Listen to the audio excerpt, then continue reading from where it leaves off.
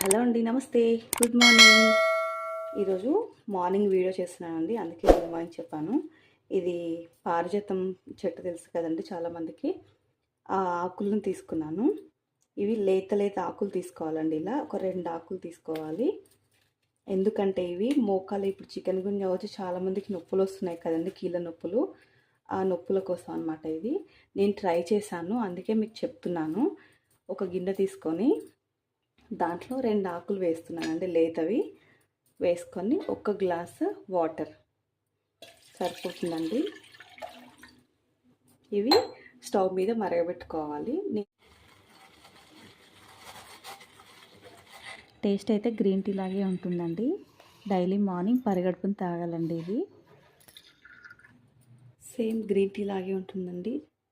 మీరు కూడా ట్రై చేయండి. మీకు ఎలా అనిపించిందో కామెంట్ బాక్స్లో కామెంట్ చేయండి. Thank you for watching.